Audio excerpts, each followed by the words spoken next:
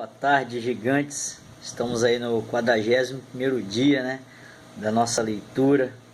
Já cumprimos 10 dias de fevereiro e saiba que é muito importante a leitura da palavra.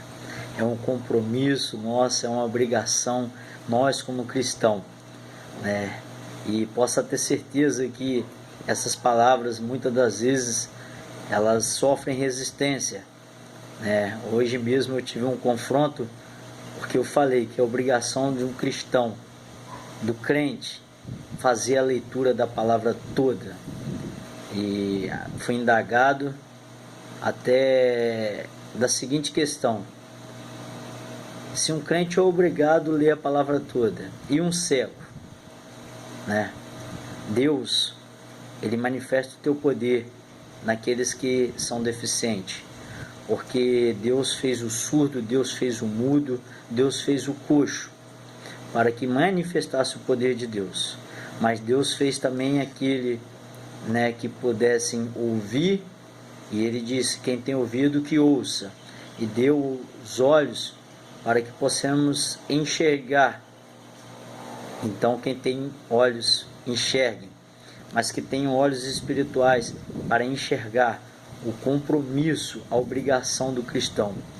E eu continuo a dizer que é obrigação do crente ler a palavra de Deus. É obrigação de todos que se dizem cristãos, independente das dominações, fazer a leitura da palavra de Deus. Se você não sabe ler, se você é cego, né? Nem falo do cego, né? Porque muitos cegos aprendem, né, a fazer a leitura da palavra com a ferramenta que Deus já proporcionou a eles. Então, o pior cego é aquele que não quer enxergar o compromisso do cristão. Leitura hoje, né, Hebreus 7, né, o capítulo 7 de Hebreus, Êxodo 3, 4 e Salmos 41. Hebreus 7, né, muitos pregadores usam Hebreus 7 para pregarem sobre o dízimo, mas eu não vou falar sobre dízimo não, que também entendo que o dízimo é obrigação do cristão, do crente, de você que se denomina cristão, que se denomina servo de Jesus Cristo.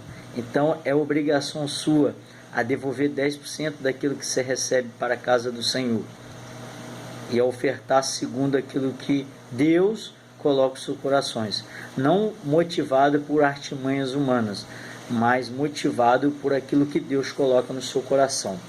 Mas o que eu quero compartilhar desta leitura é algo tremendo, sobre uma pessoa chamada Melquisedeque. E brincamos muito, né? Quem é Melquisedeque? Eu falo para você, não sei quem é Melquisedeque, não consegui descobrir. Agora eu consegui aprender algo sobre Melquisedeque. E antes de falar sobre Melquisedeque, eu quero te dizer uma coisa, amigo gigante. Existe passagem na Bíblia que você aprende a lição, mas você ainda não foi lhe dado o discernimento, né, desse mistério. O porquê disso, o porquê daquilo. Porque como cristãos somos desafiados a andar a um limite, né, com as nossas próprias pernas, com os nossos olhos carnais, mas existem determinados caminhos que nós devemos caminhar através da fé. Então vai ter momentos que você vai chegar diante do precipício e você tem que atravessar do outro lado, e você não vê a ponte, você não vê um caminho seguro, mas Deus te disse que você tem que chegar do outro lado. Então você vai ter que fazer como Pedro, você vai ter que compreender que Jesus está do outro lado, e você vai falar: Jesus, se és tu que queres que eu chegue até aí, se és tu que está aí neste ponto final desta caminhada, deixa eu ir ter contigo. Então vamos ter que sermos diferentes, cristãos que fazem diferente, como Pedro fez, andou sobre as águas. Então nós vamos ter que andar sobre as águas, andar sobre o nada, andar através da fé, andar sobre a tempestade através da fé. E só vamos conseguir isso, né, realizando aquilo que não nos foi nos dado. É importante que quando falamos das palavras, e você é confrontado com a verdade, mas você não quer aceitar a verdade, é necessário que você vá orar com o Senhor para que Deus fale contigo, que muitas das vezes as pessoas não querem acreditar que Jesus existe, mesmo que existe provas fundamentais, provas seguras que Jesus existe, que Jesus morreu na cruz do Calvário, que Jesus ressuscitou. Então tem certo tipo de pessoas, mesmo cristãos, mas são incrédulos e não conseguem sair, se libertar das suas incredulidades. Então acabam vivendo limitadamente no natural da vida, impedido de viver no sobrenatural. E crente foi chamado para viver no sobrenatural. Você vai ver na leitura da palavra, você vai ver que Moisés viveu no sobrenatural. Ele viu uma sarça ardente falar com ele. Pelo amor de Deus, seja sincero, é natural uma sarça de fogo falar com alguém? Ou você não acredita na palavra de Deus? Então saia do seu cômodo, saia do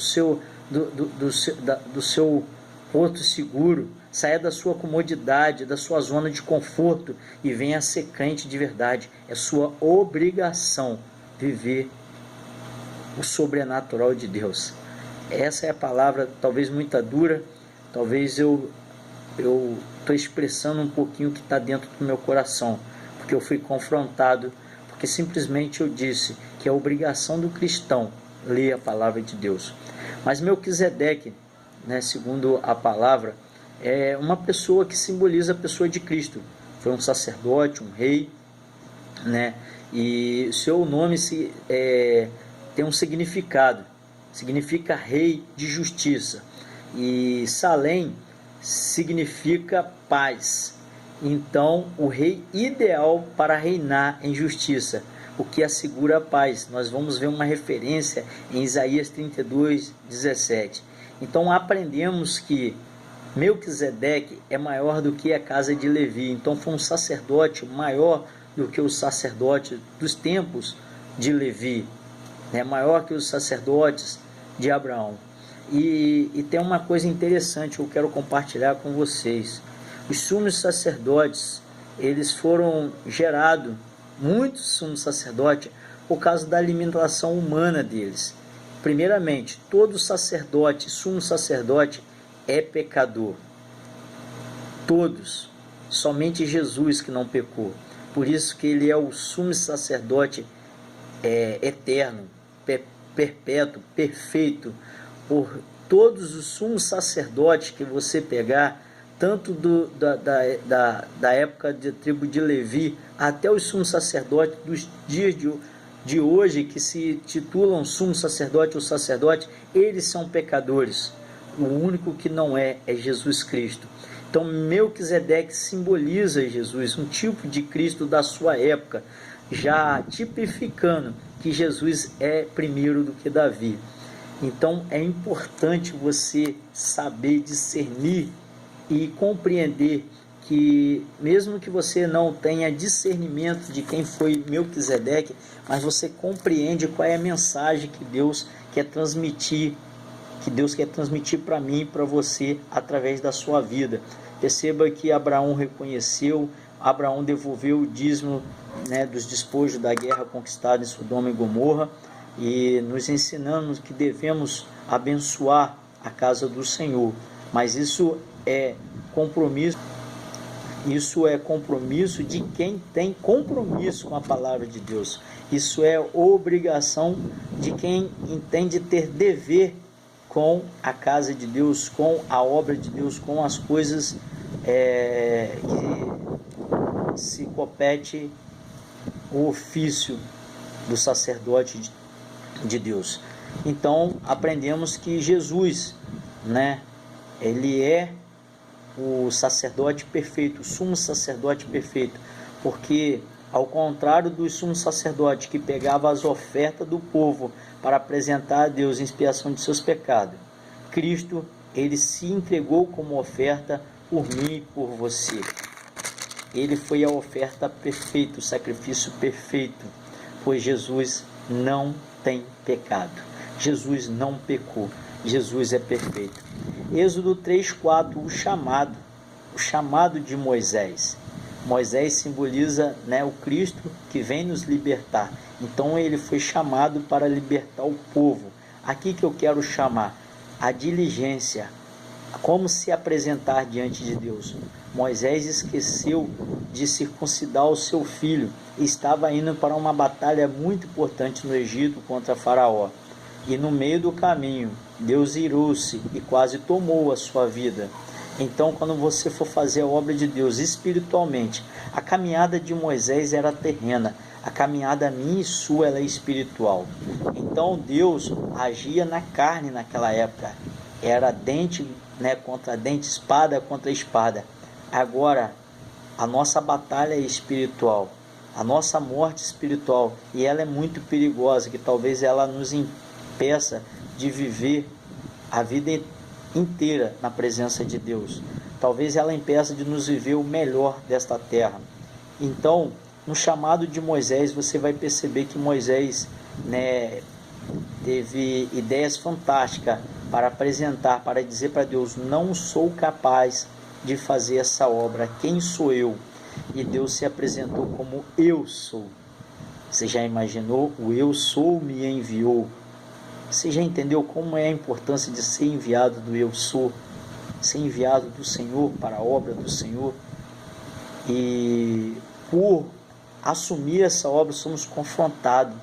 Moisés passou dificuldade. Moisés foi para aquela obra sozinho. Sua esposa e filhos voltou para a casa de seus pais. E Moisés seguiu à frente sozinho. Muitas das vezes nos ensina que para fazermos a obra de Deus ficamos sozinhos. Eu me sinto sozinho. Muitas pessoas me têm como chato, como enjoado, porque eu só falo da palavra de Deus. Muitas vezes não minto para você, fiquei triste com isso. Fiquei triste de não ser convidado para comer uma pizza com os amigos, com a família.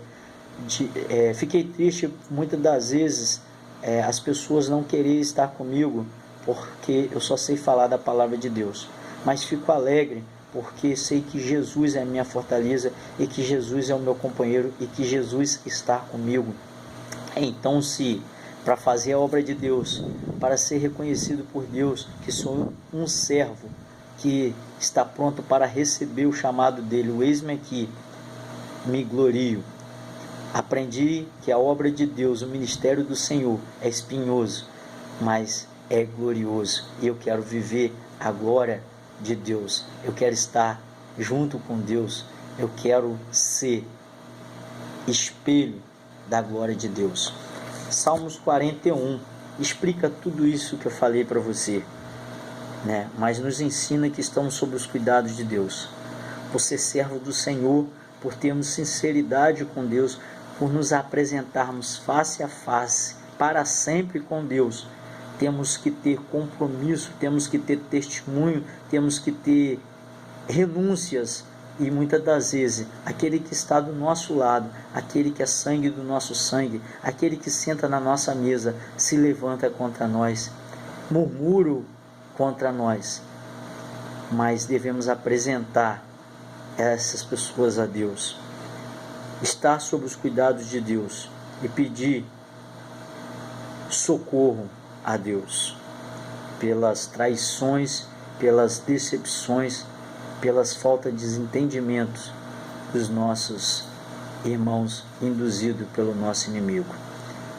Que estejamos sob o cuidado de Deus e reconhecemos que Cristo é o sacerdote perfeito e que você aceita Jesus no seu coração.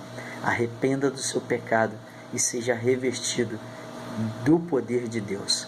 Que Deus os abençoe, que a paz seja contigo e com a sua casa, no nome de Jesus. Amém.